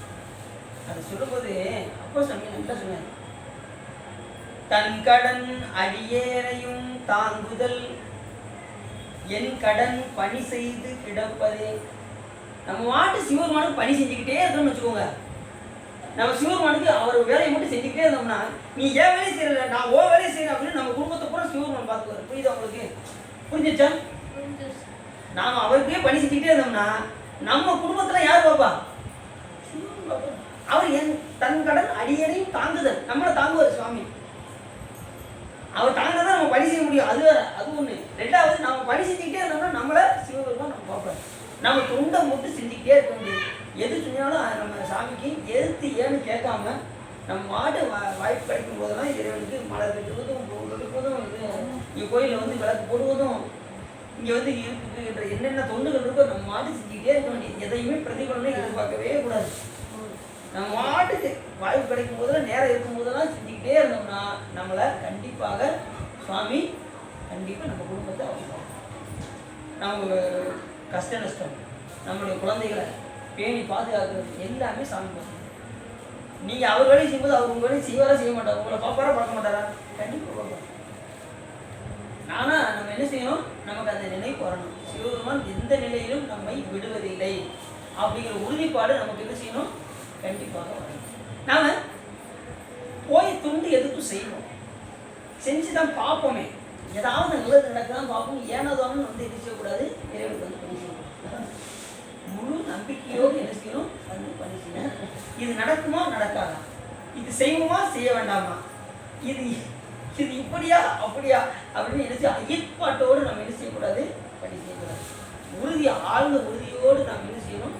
பணி செய்யணும். அதான் உழைத்தால் உறுதி உண்டோதான் உண்மையால் கனவா எவை நாள்வாய் பிழைத்தால் பொறுக்க வேண்டாவோ பிழைசே தடையாய் முறையோ என்று அழைத்தால் அருளாது ஒழிவதே அம்மானே உன் அடியேற்கே அப்படின்னு கூட மாணிக்கவாசகர். ஒரு காலத்தில் வறியவராக இருப்பவர் பிற்காலத்தில் அவர் எப்படி இருப்பாரு? செல்வந்தராக ஆகிறார். செல்வந்தராக இருக்கிறவங்க ஒரு காலத்துல வறியவராக மாறிவிடுவார்கள். முற்பிறவியிலிருந்து தொடர்ந்த ஊழ்வினையே யாகும் கதிரவன் பரவுவதற்கு இடமான இம்மண்லோகத்தின் தன்மையும் அந்தவாறு. இந்த மண்லோகத்தில் எல்லாருமே எப்படி இருப்பாங்க? செய்த நிலைக்கு தகுந்தவாறு இருப்பாங்க. செல்வமும் வறுமையும் துன்பமும் மகிழ்ச்சியும் ஆகியவை எல்லா உயிர்களுக்கு எப்போதும் நிலையானவை என்று கொள்ள முடியுமோ? கொள்ள முடியாது. எதுவுமே இங்கே வந்து நிரந்தரம் கிடையாது. இன்பமும் துன்பமும் நிரந்தரம் கண்டிப்பாக கிடையாது. எனவே உங்களின் தாழ்வும் அவுணரின் உயர்வும் நினைக்க மாட்டா இந்த உண்மை உணர்வாயாக என்று நாரத முனிவர் எடுத்துள்ளார். எதுவுமே சில காலம்தான். நன்மையும் தீமையும் இன்பமும் துன்பமும் சில காலம் இருக்கும், அடுத்து மறைஞ்சிடும். நீ அதை பற்றி கவலைப்படாது என்று ஜெயந்தனை பார்த்து நாரத முனிவர் அவரை கேட்டினார். கேட்டு முடித்ததும் பலவற்றையும் கூறி, நீ கொடிய சூரபத்மன் இறப்பான், உங்கள் துன்பம் விரைவாக அழிந்துவிடும் என்று மனதை தேற்றினார். துன்பம் அடைந்த தேவர் மனத்தில் தெளிவு உண்டாகும்படி தேற்றி நாள்தோறும் பகை உண்டான சூரபத்மன் கட்டளையிட்ட பணிகளை செய்யுமாறு ஏவி ஜெயந்தன் வானுலகத்தில் இருந்து வந்தான். இங்கனம் இருக்க முன்பு உள்ள மண்ணுலகத்துக்கு போன இந்திரன் செயல்களை நான் சொல்கின்றேன் அப்படின்னு சொல்றாரு. இப்போ இந்திரன் இங்கே போனாங்க, மண்ணுலகத்துக்கு வந்தாங்கல்ல, அந்த செயலை சொல்ல போறேன் அப்படின்னு சொல்லி இந்த பாடல சொல்றாரு. புரந்தரன் செய் தன்மை யானையும் புகழ்கின்றேன்.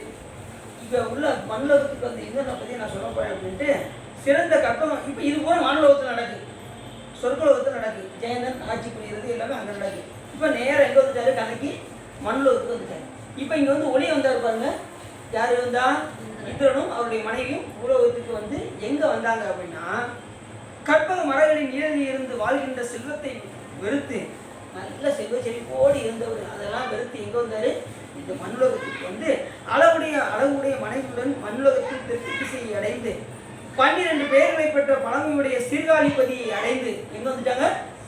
சீர்காழி வந்துட்டாங்க. எங்கே? இங்கே அங்கேருந்து நேராக இங்கே நம்ம போயிருக்கோம், பார்த்துட்டீங்களா? வந்தீங்களா? பழமையுடைய சீர்காழிப்பதியை அடைந்து இப்பதி யான் இருப்பதற்கு சிறந்ததாக என்று எண்ணி இந்திரன் அங்கே இருந்தார். 12 திருப்பேர்கள் எது யாருக்கு? அந்த திருத்தலத்திற்கு. சீர்காழி என்ற திருத்தலத்திற்கு 12 திருப்பேர்கள். அந்த ஒரு வயனை பாடல் பாடினீங்கன்னா அந்த 12 பேர்களும் அதில் வரும். சண்பை, வேணுபுரம். வேணுபுரம் ஏன் ஆச்சுன்னா இந்த இவர் இந்திரன் வந்து அங்கே ஒளிந்தனால தான் அவருக்கு வேணுபுரம். வேணும்னா மூங்கில் மரமாக இருந்து அங்கே என்ன செய்யணும் தவறு சிவபூஜை செய்து கொண்டிருந்தார் இந்திரன். வேணும்னா மூங்கில் நடக்கும். அப்படி 12 திருப்பெயர்களை உடைய பதி அடைந்து சீர்காழி பதியத்தில் சாமி பார்த்தீங்கன்னா கீழே ஒரு சாமி இருப்பார், நடுவில் ஒரு சாமி இருப்பார், மேலே ஒருத்தர் இருப்பார். கீழே சிவலிங்கம் இருக்கும், நடுவில் குருநாதராக சிவருமன் அம்மையப்பரோடு காட்சி இருப்பார், மேலே சட்டைநாதன் சொல்லி மேலே சாமி இருக்கும். போயிருக்கீங்களா? சீர்காழி போயிருக்கீங்களா? போனதுலையா? நீ அடுத்து ஒரு 5 தான் போயிருங்க. அப்படி ஒரு காலம் ஞானசம்பந்த பெருமானுக்கு ரொம்ப ஃபேவரட்டான அவர் சீர்காழி அவதரிக்கும் தலம், ஞானசம்பந்த பெருமான் அவதரிக்கும் தலம், ஞானப்பால் உள்ள தலம். ஞானசம்பந்த பெருமான் ஞானம் பெற்ற இடம் சீர்காழி. தோல்வி சீரியம் பாடப்பட்டது அந்த சீர்காழி சீரியம். அந்த தளத்தில் மிதிக்கு அஞ்சு தான் அப்பர் சாமிகள் சுந்தரம் சாமிகள் வெளியிலேருந்தே தரிசனம் பண்ணாங்க. ஞானசம்பந்த பெருமான் அவதரிக்கும் தளத்துக்கு உள்ளே செல்வதாக அப்படின்னு வெளியிலேருந்தே தரிசனம் பண்ணாங்க. அப்பர் சாமிகள் வந்து அதிக புலவர பணி பண்ணாரா, அதனால சுந்தரம் சாமிகள் அங்கே அந்த தளத்தை மிதிக்க அஞ்சு வெளியே சித்திரகுளத்தில் வந்து என்ன செஞ்சாரு, அங்கே தங்கி அந்த மலத்தை தங்கி தரிசனம் செய்யணும். இப்படி எல்லாரும் பார்த்தீங்கன்னா அந்த தளத்தில் ஒரு ஒரு ஞானி அங்கே இருந்தார் என்று சொன்னால் அந்த தளத்தில் மிதிப்பதற்கு அஞ்சு வெளியிலேருந்து தரிசனம் பண்ணாங்க. அப்படிலாம் பயபக்தியோடு இருக்காங்க ஞானிகள். நாம் இப்போ தைரியமாக எங்கேனாலும் விழுவிழுன்னு என்ன செஞ்சிடும், உள்ள ஒரு வணங்கிட்டு கூட உள்ளே போக மாட்டேங்கும், உடனே காலை தூக்கி மேலே தூக்கி போட்டு உள்ளே விழுவிழுன்னு போயிடும். வெளியே எந்த காலத்தை பார்த்தா நினைச்சிடும் விழுந்து கும்பிடும். அந்த காலத்தில் பார்த்தீங்கன்னா கோபுரத்தை பார்த்துமே விழுந்து கும்பிடுவாங்க. அப்படி தான் இருக்கணும். கோபுரத்தை பார்த்தாச்சுனாலே அங்கே வெளியில் வந்து தரன் கூட பார்க்கக்கூடாது, விழுந்து போகணும். அதுக்கப்புறம் தான் உள்ளே போகணும். முதல்ல வந்து தூளலிங்கம் வெளியில் தெரிஞ்சு பாருங்க, அந்த கோபுரம் அந்த லிங்கத்துக்கு பேர் தூளலிங்கம் என்று பேர். உள்ளே உள்ள சாமி தான் சூக்குமலிங்கம் என்று பேர். நடுவில் வந்து ஒரு நந்தி பக்கத்தில் ஒரு பதிவீடு இருப்பாங்க, அந்த இடத்துக்கு பேர் பத்திரலிங்கம் என்று பேர். தூளலிங்கம் உள்ளே உள்ள சுவாமி சூக்குமலிங்கம், நடுவில் உள்ளது பத்திரலிங்கம். அதனால் வெளியில் உள்ள அந்த சூக்குமலிங்கத்தை தூளலிங்கத்தை பார்த்தாலே நாம் உள்ளே உள்ள சுவாமியை வழிபாடு செய்ததற்கு சமமாகும்.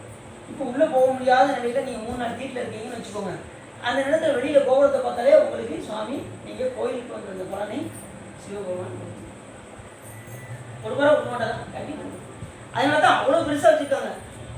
இவங்க என்ன செய்வாங்க, ரொம்ப சிறுசாக நினைச்சுவாங்க, பக்கத்தில் கூட வரதுக்கு யோசிப்பாங்கன்ட்டு நீ தூரத்தில் இருந்து கூட பார்த்துக்கோப்பா அப்படின்னு சொல்லி சாமி என்ன பண்ணுறாரு, பெரிய கோபுரமாக ஆக்கி வெளியிலேருந்து எங்கள் வீட்டிலேருந்து பார்த்தா கூட தெரிஞ்சால் கூட வாங்கிக்கலாம். எங்கேருந்து பார்த்தாலும் கோபுர தரிசனம் போய் அந்த கோபத்தை வணங்கி நம்ம என்ன செய்யணும், அதை சிவமாக பாவித்து ஆலயம் தானும் அரணன தொழுமே அப்படிங்கிறாருல, அது மாதிரி சிவபெருமானாக பாவித்து நாம் என்ன செய்ய வேண்டும், அந்த அந்த கோபுரத்தை நாம் தரிசனம் செய்ய வேண்டும். அப்படி தரிசனம் செய்யும்போது சீர்காழிப்பதில் துன்பத்தை விட்டு இந்திரன் இருந்தான். பின்னர் என்னாலும் யாம் கடவுளை உள்ளத்தில் பொருந்திய மகிழ்ச்சியுடன் பூஜை செய்வோம் என்று எண்ணி பூஞ்சோலையை உண்டாக்கும்படி நினைத்து சொல்லப்படுபவற்றை செய்யலாம். உடனே இங்கே வந்து சிவபூஜை செய்ய வேண்டும் என்று விரும்பினான். உடனே அதுக்கு தேவையான சோலைகள் எல்லாம் அமைக்க வேண்டும் என்று விரும்பினான். சந்தனம், அகில், பலா, தேமா, சரளம், பாருங்க என்னென்னலாம் சொல்றாரு பாருங்க, சிவபூஜைக்குரிய மலர்களெல்லாம் சொல்றாரு. சந்தையில் படவு தேமாச்சரளமே திலகம் தேக்கு கொந்தவில் அசோகு புங்கு குறவோடு பாடல அவ்வளோதான் சொல்றாரு. அசோகு, புங்கு, புறா, தென்னை, வளர்ந்த வாழை, கரும்பு, மிக இளைய கமுகு, வன்னி, மிக உயர்ந்த காஞ்சி, வேங்கை முதலான மரங்களால் வேலி அமைத்து இந்த மரங்கள் எல்லாம் சுற்றி என்ன செய்கிறாரு, சந்தனமரத்தெல்லாம் சுற்றி வேலி அமைக்கிறாரு. எதுக்கு? நந்தனவனம் அமைக்க. எப்பயுமே பார்த்தீங்கன்னா சாமிக்கு ரொம்ப உகந்த மலர் எது அப்படின்னா நந்தனவனத்தில் மலர்ந்த மலர்கள் தான் சிவபெருமானுக்கு ஃபஸ்ட்டு குவாலிட்டி எது அப்படின்னா சாமியை சுற்றி இருக்கக்கூடிய நந்தனவனத்தில் அமைக்கப்பட்ட மலர் தான் முதல்ல நம்ம கொடுக்கணும். மற்ற மலர்கள்லாம் 2வது தான்.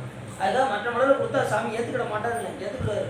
ஆனாலும் சிறப்பு மலர் எது அப்படின்னா சாமியை சுற்றி இருக்கக்கூடிய அந்த திருக்கோயிலில் உள்ள நந்தனவனத்தில் இருக்கக்கூடிய மலர்கள் தான் சுவாமிக்கு ரொம்ப உகந்தது. இப்போ நீ வீட்டில் வந்து பறித்து கொண்டு வரீங்கன்னு வச்சுக்கோங்க, அது கூட செகண்ட் குவாலிட்டி தான். ஃபஸ்ட்டு குவாலிட்டி எது அப்படின்னா நந்தன வனத்தில் உள்ள மலர். ஏன்னா அது அந்த உயிர் செய்த சிவபுண்ணியத்தின் காரணமாக அந்த மலர்களை கொண்டு வந்து சாத்த வேண்டும் என்று சேக்கிராசாமி என்ன சொல்கிறாரு, பிரியபுராணத்தில் சொல்கிறார். அதனால் நந்தனவனம் நமக்கு ரொம்ப முக்கியமான மலர். அதில் ஒரு மலரை படித்து வைத்தாலும் அவ்வளோ சிறப்பு. இப்போ நம்ம சுற்றி இருக்கு அந்த பின்னாடி இருக்கு பார்த்தீங்களா, காலையில் வந்து நீங்கள் எல்லாரும் என்ன செய்யலாம், வந்து அழகாக அந்த மலர்களை பறித்து இங்கே உள்ளே வந்து கொண்டு வந்து கட்டி கொடுக்கலாம் சாமி. ரொம்ப சிறப்பு. இதை சுற்றி என்னென்ன மலர் இருக்கோ இத்தனை மலர் நம்ம என்ன செய்யலாம், பறித்து காலையில் பறிப்பது சிறப்பு. சில பேர் சாயங்காலம் பறிக்கிறவங்களும் இருக்காங்க. 4 to 6, காலையில் 4 to 6, சாயங்காலம் 4 to 6. சிலர் பார்த்தீங்கன்னா இருட்டுக்குள்ளே தான் பறிச்சுக்கிட்டு இருக்காங்க. 7 மணிக்கு மலர் பறித்தா என்ன ஆகும், அந்த மலர் சொல்லுங்க, அது பூஜைக்கே ஆகாது. இருட்டு நேரத்தில் பறிக்கக்கூடாது. அந்தி விடுகிற நேரம், அந்தி சாயிற நேரம், இந்த நேரத்தில் தான் மலர்கள் பறிக்கணும். சாதி, கோங்கு, புன்னை, சண்பகம், கொன்றை, ஞாழல், பாதிரி, சுரபுன்னை, குருந்து, பாரிஜாதம், செலுத்தி மலர்கள் பொருந்திய நரந்தம், வில்வம், அலரி, வெச்சி. இந்த இடத்துல வில்வம்னே வந்துருச்சு. மற்ற இடத்துல கூட பார்த்தீங்கன்னா புராணத்தில் வில்வம்னே வருது. ஆனால் திருமுறைகளில் வந்து கூவிலம் தான் சொல்லப்படுது. ஆனால் இதில் வில்வம்னே வந்துருச்சு. அப்போ வில்வம் சிறப்பு மலர், சிறப்பு இலை. இருவாச்சி கண்டுபிடிங்களா, இருவாச்சி, மல்லிகை, மறிக்குழுந்து, இதெல்லாம் ரொம்ப சிறப்பு. மறிக்குழுந்து நேற்று இருந்தது, இன்னைக்கு இல்லை நினைக்கிறேன், இருக்கா, சிறப்பு. மறிக்குழுந்து, செவ்வந்தி வந்துருக்கீங்களா, செவ்வந்தி, முல்லை. இப்போ நீங்கள் முல்லை மலர் தான் இருக்கீங்களா, முல்லை வந்துருச்சு, ரொம்ப சிறப்பு மலர். சிவபூஜைக்கு தட்சிணாமூர்த்திக்கு ரொம்ப அப்படியா, தட்சிணாமூர்த்தி யாரு, சிவபெருமான் தான். முல்லை வந்துருச்சு. கோதரு மயிலை மௌனம் கொழுந்து செவ்வந்தி முல்லை அப்படின்னு வந்துருச்சு பாடல். அப்போ முல்லை வந்து ரொம்ப சிறப்பு. ஏற்ற இவை முதலான மர வகைகள், செடி வகைகள் எல்லாவற்றையும் குற்றமில்லாது தேடி ஒரு சோலையை உண்டாக்கினான். அது வந்து மிகவும் மலர்ந்தன. அந்த மலர்களை கொண்டு நாள்தோறும் சிவன் அடிகளை பூசித்து அங்கு மனைவியுடன் இந்திரன் இருந்து வந்தான். எங்க சீர்காழி என்கின்ற. அவ்வாறு இந்திரன் இருந்து வந்த காலத்தில் உலகங்கள் தோறும் அசுர தலைவரான சுரவுக்கினால் அனுப்பப்பட்ட ஒற்றர்கள் பூலகத்தை தேடி வர இந்திரன் அதை அறிந்தான். விரைவாக தன் மனைவியுடன் அங்கு மூங்கில் வடிவம் கொண்டு மறைந்து தவம் செய்தான். எல்லாம் அங்கே தேட வந்துட்டாங்க. தேட வந்ததும் என்ன செஞ்சா, மூங்கில் வடிவமாக மாறி அங்கே இருந்து தவம் செய்து கொண்டிருக்கிறது. அதனால தான் அதுக்கு வேணுபுரம்னே பேர். மூங்கில் உருவத்துடன் நின்று மெலிவுடன் தவம் செய்து நாள்தோறும் சிவபெருமானை வணங்கி அங்கு இந்திரன் இருந்து வந்தான். அந்நாளில் அவனை தேடி சிறந்த ஒற்றர்கள்லாம் காணாதவராய் மறுபடியும் போயிட்டாங்க. இங்கே வந்து தேடி பார்த்தாங்க. இவர் மூங்கில் மரமாக இருந்து பூஜை செய்து கொண்டிருந்தார். அவர்களுக்கு கண்ணுக்கு தென்படாது. உடனே பார்த்துட்டு அவங்க போயிட்டாங்க. அந்த சோலை வாட்டம் அடைந்தது. மழை பொழியாது. என்ன செஞ்சா, அந்த நந்தனவனத்தை அமைச்சாச்சு. இப்போ மழை பொழியாது. மழை பொழியாதனால என்ன ஆயிடுச்சு, இந்த சோலைகள் எல்லாம் வாட ஆரம்பிச்சிச்சு. இப்போ நல்ல மலர் இருந்ததுன்னா சாமி பூஜிக்க முடியும். அப்படி இருக்கிற நேரத்தில் இவருக்கு மழை பொழியாதனால சோலைகள் எல்லாம் வாட்டம் ஏற்பட்டதுனால நீண்ட அளவுடைய அந்த நந்தனவனம் மழை இல்லாததால் தீப்பட்டது போல் வாடியது. அதனை வேள்வி தலைவன் இந்திரன் பார்த்து கவலையடைந்து முன்காலத்தில் 4 கொண்டு திருமாலும் தேடி அறிவதற்கேறிய சிவபெருமானை நினைந்து வேறு செயல் இல்லாதவனாய் கருதினான். திருக்குறங்களை எரித்த வீரரான சிவபெருமானை நினைக்கவும் மலர்களுடைய நந்தனவனம் வாடி போயின என்றாலும் அழிய மாட்டாது. திறந்த இந்த தளத்தில் ஒரு நதி வர பெறும் இந்திரனை இப்போது வருந்தாதே என்று கூறி வானிலே வானில சுவாமி என்ன பண்ணாராம், நீ வருந்தாதே என்று கூறினார். இப்போ இவர் எதுக்காக வருந்தாரு, சாமி உனக்கு நந்தனவனம் இப்படி வாடி இருக்கின்றதே என்று மனம் முழுகி வேணும்னா சிவபெருமான் நம்மகிட்ட பேசுவார். நம்ம மனம் ஒன்றாதனால தான் நம்மகிட்ட சுவாமி இப்போ எதுக்காக வருத்தடைஞ்சாரு, எனக்கு நான் மறுபடியும் இன்னும் பொண்ணுலகத்தில் போய் நல்ல சுகமாக இருக்க முடியலையே அப்படின்னு அவர் வருத்தப்படலை. எப்படி வருத்தப்பட்டாரு, உனக்கு சிவபூஜை செய்ய முடியலையே, அதுக்கு மலர்கள் வாடி இருக்கின்றனவே அப்படின்னு நினைச்சாரு. உடனே ஆசீர்வாக்காக சிவபெருமான் நீ வருந்தாதே என்று போயினார். யாருக்கு, இந்த நான் உனக்காக நான் என்ன செய்ய போறேன், ஒரு நதியை இங்கே உருவாக்க போகிறேன் என்று சிவபெருமான். அங்கிடம் தோன்றிய இனிய கூற்றை கேட்டு எங்கள் கடவுளான சிவபெருமானின் அருளே இது என்று நினைத்தார். உடனே சாமியுடைய திருவருள் என்று நினைத்தார். கைதொழுது வணங்கி உடலானது புனகமடைய உள்ளத்தில் முழு மகிழ்ச்சி பெருக துணிவுடன் இருந்து வந்தார். அந்த இடத்தில் அழகான ஒரு ஆறு வந்த வரலாற்றை சொல்கின்றேன் என்று அடுத்து நம்ம நாடகம் வச்சு அந்த ஆறு எப்படி வந்துச்சு எல்லாருக்கும் தெரிஞ்ச விஷயம் தான். காவிரி வடிவம் வந்து அந்த காவிரி விழுந்து ஓடிச்சுல பிரதோஷமா வெள்ளிக்கிழமை, அப்போ சனிக்கிழமை பார்த்துக்கணும். நாளைக்கு நீங்கள் திருவுரை பாடுங்க, நாளைக்கு வச்சு சனிக்கிழமை பார்த்துக்கணும். ரைட் தான் சார். இதுகாரம் உள்ளம் நிறைந்து புகை சிறந்து இந்த கதாபானத்தை கேட்டதினால் உங்களுடைய வல்வினை கலைந்து திருவள்ளி உரையும் என்று சொல்லி திருக்குறள் அடிமுறையை சொல்லி சந்ததம் வந்த தொடராடே சஞ்சலம் துஞ்சி திரியாதே கந்தனென்றென்று முனை நாடும் கண்டு கொண்டன்புற்றிடுவேனோ தந்தியின் கொம்பை புணர்வோனே சங்கரன் பங்கி சிவை பாடா தெந்திரம் கண்டி கதிவேலா தென்பரம் குன்று பெருமானே.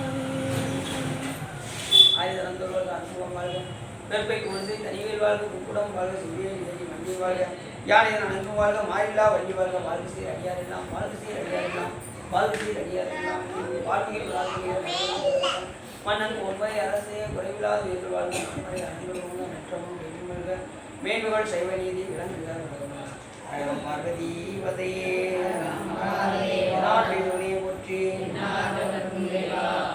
ஏழுகளுக்கு